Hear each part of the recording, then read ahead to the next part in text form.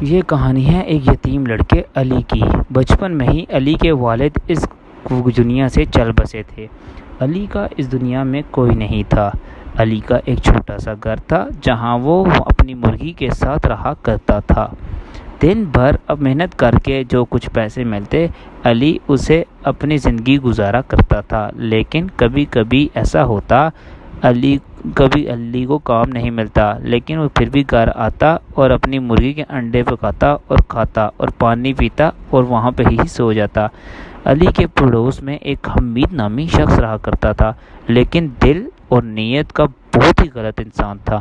اسے دوسروں کی خوشی برداشت نہیں ہوتی تھی۔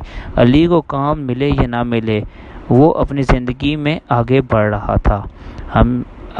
حمید علی کی بے فکری سے حسد کرتا تھا، اور جب وہ اس کی صحت مند مرغی کو دیکھتا تو اسے اور بھی تکلیف ہوتی۔ ایک دن جب علی کام پر گیا، حمید نے اس کی مرغی چرائی اور اسے ذبح کر کے کھا لیا۔ جب علی واپس لوٹا تو اسے اپنی مرغی نظر نہیں آئی، لیکن حمید کے گھر کے سامنے مرغی کے پر نظر آئے۔ علی نے حمید کے پاس جانے کے پوچھا، میری مرغی کہاں ہے بتاؤ؟ ارے میاں کیا بتاؤں، تمہاری مرغی سے میرا کیا لینا دینا؟ میں نے تمہاری مرغی کو اٹھا کے لائی تھی، میں نے اسے بچانے کی بہت کوشش کی، لیکن تمہاری مرغی بچ نہیں پائی، اس میں میری کیا غلطی؟ آپ جھوٹ بول رہے ہیں، مجھے میری مرغی چاہیے ورنہ میں قاضی صاحب کے پاس جاؤں گا۔ یہ سن کر حمید ڈر گیا، کیونکہ اسے پتا تھا کہ شہر کے قاضی انصاف پسند ہیں اور وہ جھوٹ کو بے نقاب کر سکتے ہیں۔ حمید کو یہ ڈر ہونے لگا کہ قاضی اسے سخت سزا نہ دے دے۔ حالات سے سمجھوتا کرتے ہوئے حمید نے علی کو ایک بطخ دے دی۔ مرغی کے بدلے اس بطخ کو رکھ لو میاں۔ مرغی کے بدلے بطخ۔ علی اس سے مطمئن نہیں تھا، لیکن مجبور تھا، اس نے بطخ رکھ لی۔ کچھ دنوں میں چھوٹی سی بطخ نے انڈے دینے شروع کر دیے اور برسات کا موسم تھا، زبردست بارش ہو رہی تھی۔ رات میں ایک ضعیف فقیر حمید کے گھر پہنچا اور دستک دینے لگا۔ حمید نے بولا، کون ہے جو اتنے رات کو اس وقت آیا؟ سونے بھی نہیں دیتے، سونے دو ادھر اور چلے جاؤ ادھر۔ اب فقیر علی کے گھر پہنچا اور وہاں پر دستک دی۔ علی نے دروازہ کھولا تو ضعیف کانپ رہا تھا۔ علی نے فقیر کو اندر بلایا اور انہیں ایک کمبل اڑایا اور پھر بطخ کے انڈوں کا سالن بنایا۔ بیٹا، ضعیف نے کہا، بطخ کے انڈے بہت لذیذ ہیں، کہاں ہے بطخ تمہاری؟ علی نے ٹوکری اٹھائی اور بطخ فقیر کو دے دیا۔ ضعیف نے کہا، یہ بطخ تمہارے بہت کام آئے گی، اور بطخ پر ہاتھ پھیرا اور بارش رکتے ہی وہاں سے چلا گیا۔ دوسرے دن عام انڈے کی بجائے سونے کے انڈے دینے لگ گئی۔ سونے کے انڈے ملتے ہی علی کو دیکھتے دیکھتے حیران رہ گیا، اور پھر وہ کی زندگی بدل گئی اور وہ اچھا خاصا دولت مند بن گیا۔ اس سے جو پیسہ مل رہا تھا اس سے وہ خیرات بھی کرنے لگا۔ دولت مند بننے کے باوجود علی عام زندگی گزار رہا تھا۔ ادھر حمید سوچنے لگا، علی کیسے دولت مند بن گیا؟ دال میں ضرور کچھ کالا ہے۔ اب حمید علی کے گھر میں نظر رکھنے لگا۔ ایک دن علی نے ٹوکری ہٹائی اور سونے کا انڈا اٹھایا تو حمید حیرت زدہ ہو کر دیکھنے لگا، ارے یہ کیا، سونے کا انڈا بطخ نے دیا ہے؟ حمید کو بہت غصہ آنے لگا۔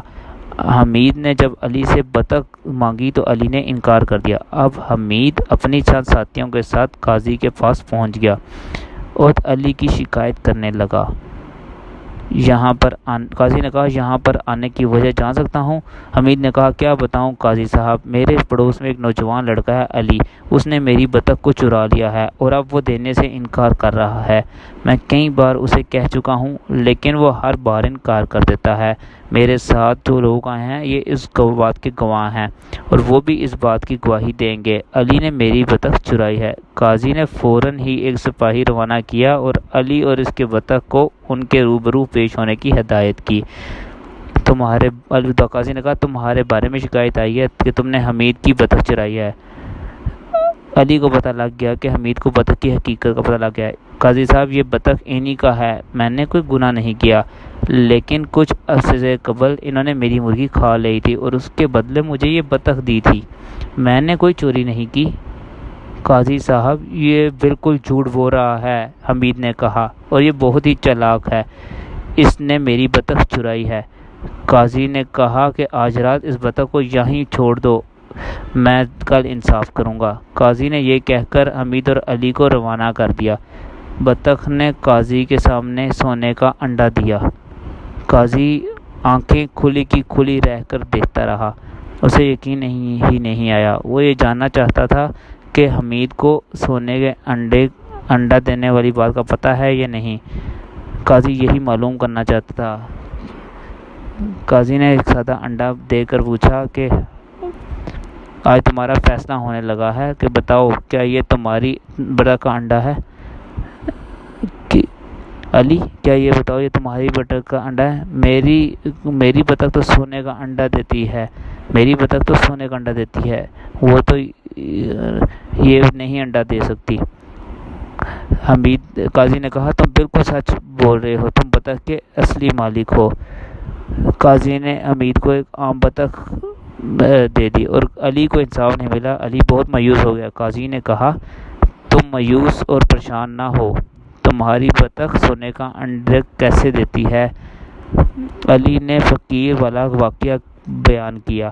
یہ سن کر قاضی حیرت زدہ ہو گئے اور انہوں نے علی کو بطخ حوالے کی اور اسے اپنے محل میں رہنے کی ہدایت دی، اور ادھر حمید کا بطخ عام انڈے ہی دے رہا تھا۔ حمید جب بھی عام انڈوں کو دیکھتا تو اسے افسوس ہوتا اور پچھتاوا بھی ہوتا، لیکن اب وہ کیا کر سکتا تھا؟